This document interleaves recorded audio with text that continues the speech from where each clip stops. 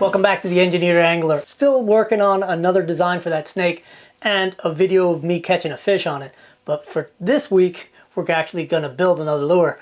I want to build a really small micro, maybe not micro, but a small minnow. The fish out here on the lake have been blowing up on all the minnow schools and like small shiners. So I want to make something that matches that bait that they're going after. Let's draw something up.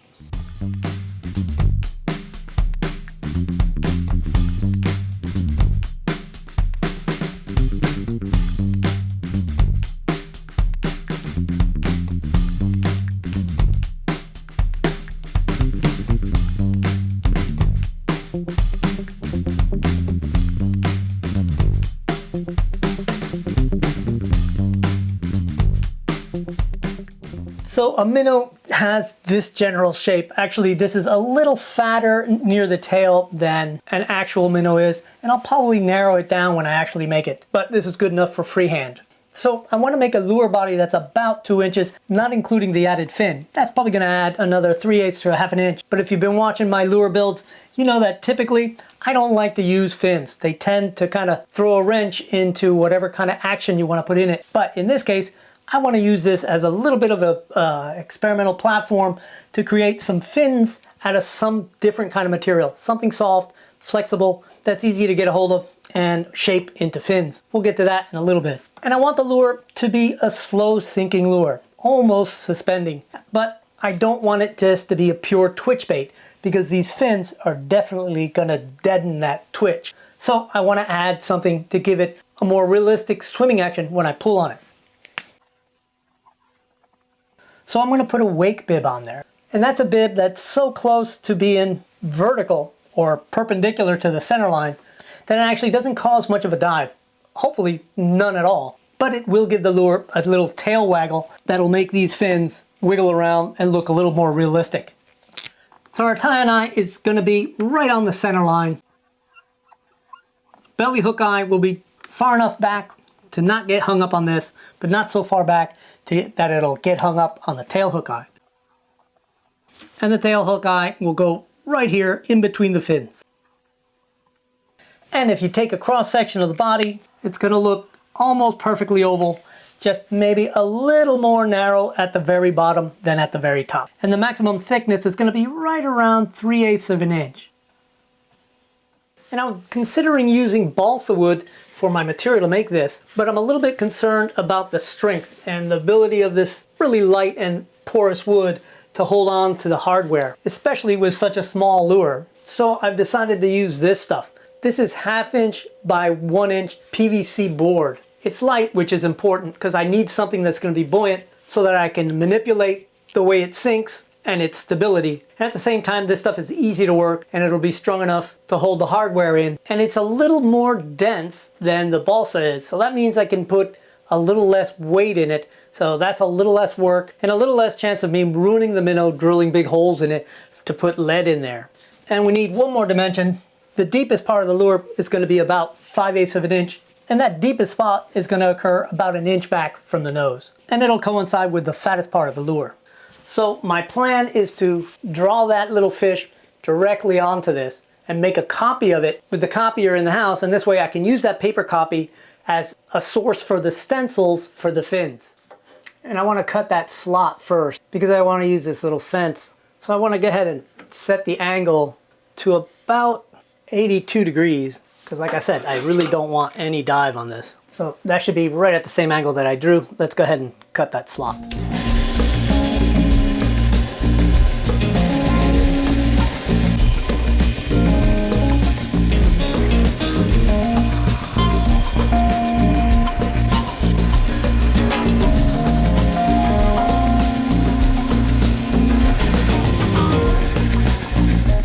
So I've got like where I want the widest point at, right, which coincides with the deepest point. Then I'm going to draw a taper to the head, but I'm going to leave the head kind of broad because I think it's a little more natural or a little more realistic to have a broader, rounder head.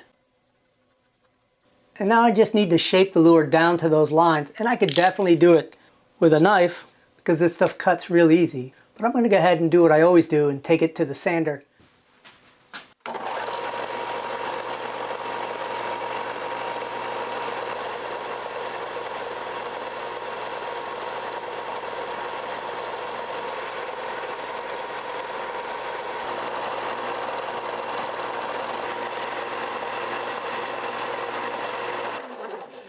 Well, I've got this thing pretty close to the shape I want and nicely rounded off, but I don't want to continue with this because it's just taking off too much material, so I'm going to go in and finish this thing off with sandpaper.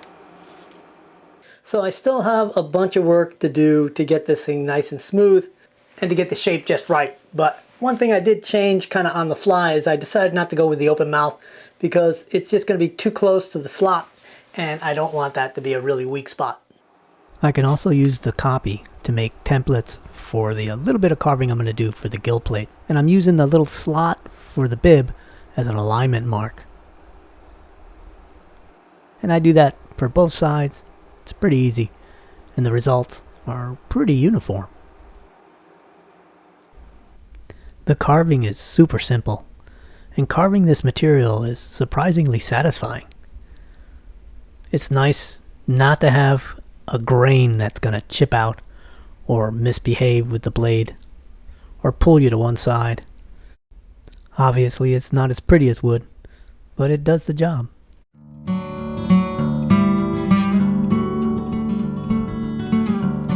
Alright, so now I need to drill a hole for the tie-on-eye because I'm going to use that to hold on to it between now and the time I get this thing finished. So now let's put some foil on this thing. I think a nice silvery minnow is going to do the trick for us.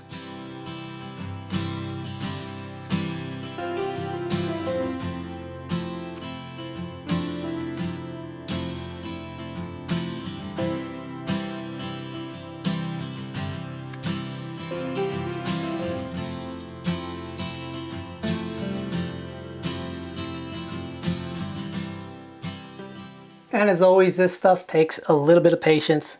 Do everything you can with your fingers so you don't embed or like make permanent any of these wrinkles. Then it's just a matter of burnishing them out.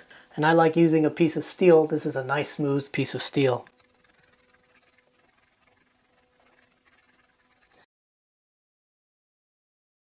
And I'll just press in the carved details, what little there is. And it's nice to have something with a little bit of an edge. And that's what it ends up looking like. I'm going to put some texture up here up high. But we'll do that later. Let me just do the other side and then we'll get to the details.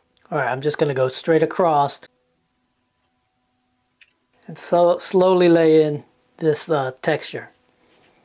And because it's a curved surface and this is not curved, I've got to do it in multiple passes. And I'm not sure how well that's showing up, but it looks pretty cool from here. Alright, I'm just going to do the other side, and then we'll put a clear coat on it so that the seam lines will be covered, and we'll put it in the UV chamber to set up. Alright, so while that sets up in there, I want to go ahead and make the little wake bib on there, and I want to make it circular. I've really grown really fond of that circular shape for bibs, and I'll be making it out of this 1/16 of an inch plexiglass. Alright, so I'm going to be using this wood plug cutter, and it's a 1/2 inch diameter. Now you remember the body of the lure is about 3/8 of an inch. That means this is going to be slightly wider than the body. That means it'll give it a little bit more roll in the action when it's going. Instead of just wagging, it'll roll a little bit, and the wider the bib is close to the body, the more roll you get in it. So to help prevent this plexiglass from chipping, I like putting a little bit of masking tape on it.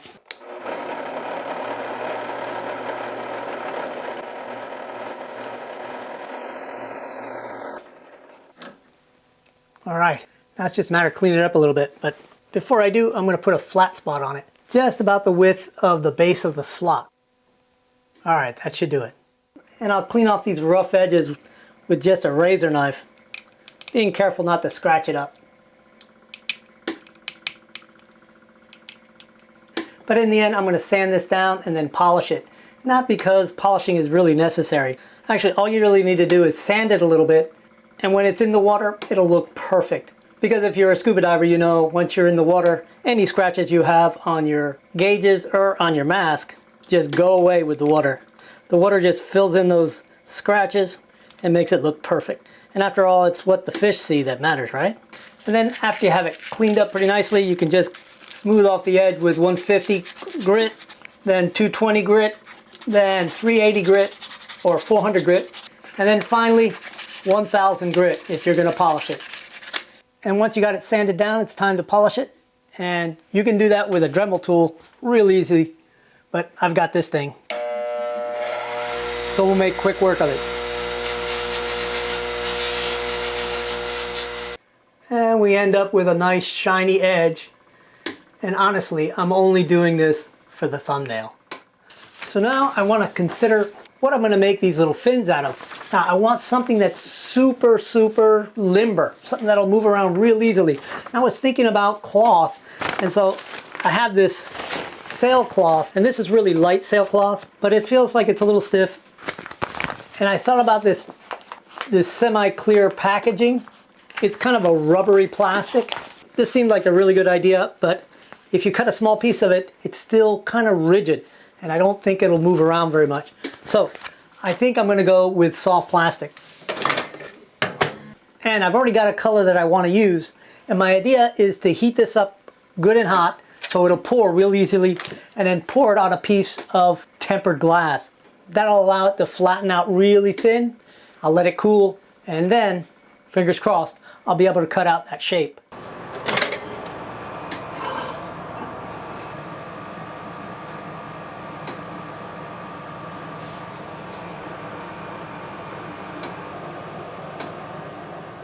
All right, I'm going to go ahead and cut out the fins to use as templates. And if you look real close, you can see that I drew little tabs inside the body so that I have something to glue in the body.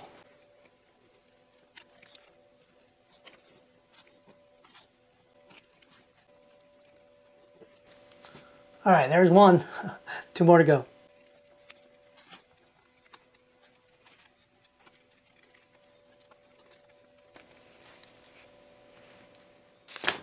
And we'll use a little bit of tape to help support the rubber. And I'll stick these little templates with the outer edge of the fins closer to the thinnest edge of the plastic. All right, and then we just pull the tape and the plastic up together. I'll take some little mini scissors and sort of just cut the broader shape out. And once I got that shape cut out, I can refine it further with the scissors before I take the tape off. I think that looks pretty good. And that's really going to be super limber and wiggly in the water. All right, I got them cut out, and I put a few little lines on there just to give that idea of fin bone structure. Here I'm working out how much weight to put in the lure. And if you don't know this technique, you need to watch my masterclass on weight and balance. I'll put a link up above.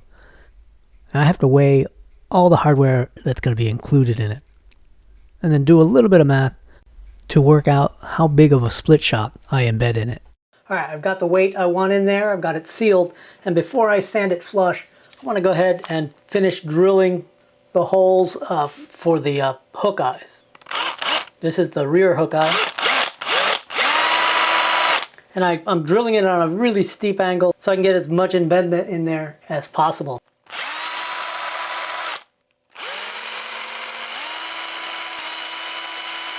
I should be able to get this whole screw eye in there, which is about 1 inch. That's a lot of grip. Yeah, that's going to work perfect.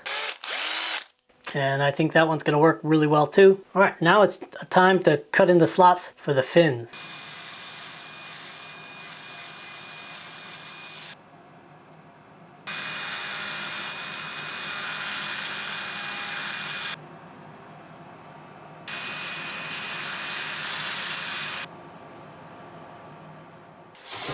All right, we're ready to paint.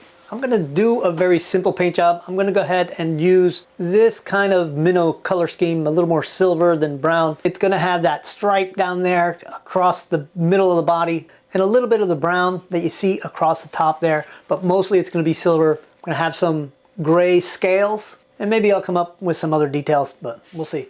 All right, I'm gonna start off with something a little bit different on the very belly. I usually go with a silver paint, but I've got this Molotow liquid chrome, and I'm going to go ahead and see how silvery it makes it.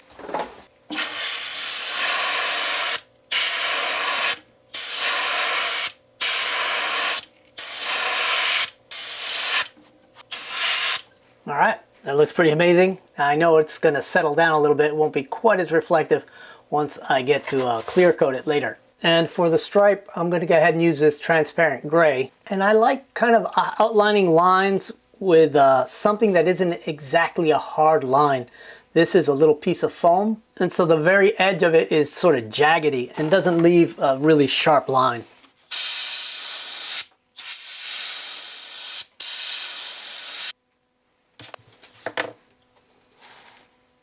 All right, that looks pretty good. And I'll put that little dark spot on the very back that they all seem to have.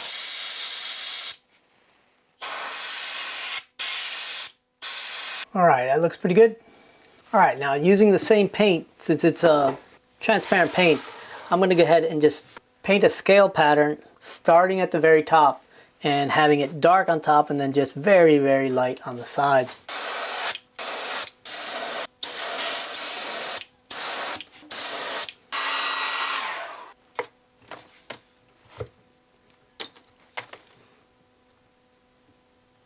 And I'll darken up the very top a little more.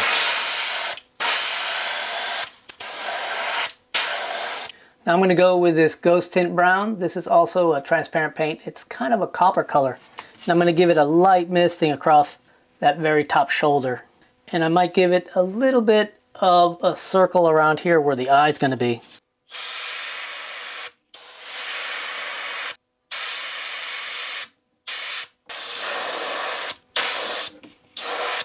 And just a touch on the belly. All right, that looks pretty good.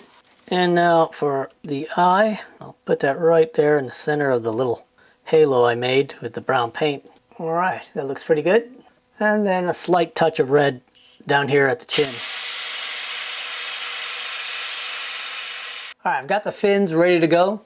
But before I actually glue them in, I want to go ahead and spray this with a couple of coats of polyacrylic as a mid coat and then let it dry for about an hour.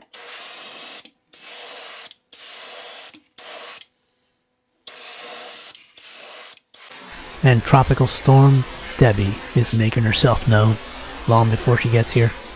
All right, I'm going to go ahead and glue in the tail fin first now that the paint is dry. And I'm just going to squeeze a little bit of UV epoxy resin into the slot. That looks pretty good. I'll just hit it with the UV light and now it's pouring out there. And that's looking pretty good. All right, I've got all three of them on there now. I really like the way this thing's looking, especially since this is really just an experiment and it's my first time trying to make fins out of soft plastic. So I'm gonna go ahead and glue in a little swim bib and we'll hit that with the light as well.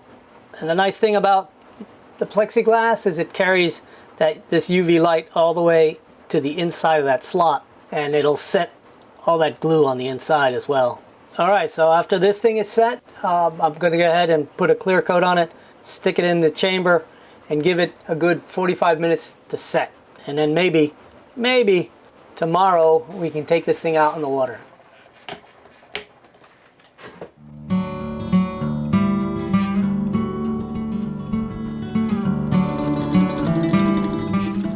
All right, it's been about an hour. Let's get it out of there. That looks pretty sharp, I gotta say. And these little guys are going to wiggle around quite a bit. Pretty happy with that paint job.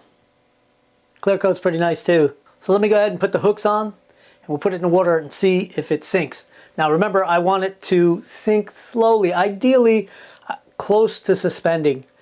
But if it floats really slowly, I won't be too unhappy. But close to suspending is what I'm looking for. I've got the hooks on. I want to weigh it. My target weight was just over 6.8 grams. Let's see what we ended up with after all the paint and the clear coat. 6.86. Hopefully that means it works. Let's see what it does in the tank. Nice, look at that. Oh, if it was just a little more weight, I could actually probably put a slightly larger split ring on there and it would be sinking, but this is going to be just about right. It's pretty much suspending and I really like the way it came out. Can't wait to put it in the water. Tropical Storm Debbie turned into Hurricane Debbie and kind of caught me by surprise. So I need to go down to the dock and see what's going on down there. Make sure the boat's still tied up. boat's definitely unmoored. At least he's missing one line. Well, everything's here at least. I'll just have to pull this stuff out of the water.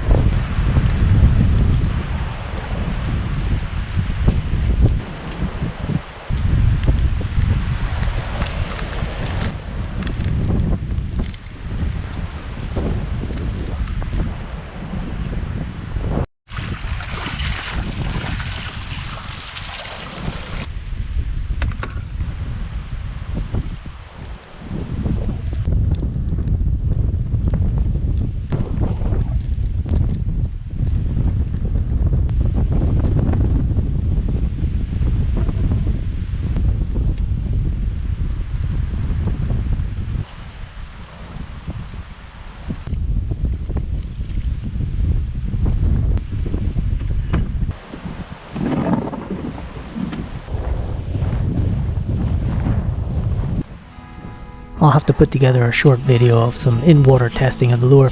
Anyway, thanks for watching this far. Give me a thumbs up, and if you haven't subscribed, subscribe. I'll see you guys next time.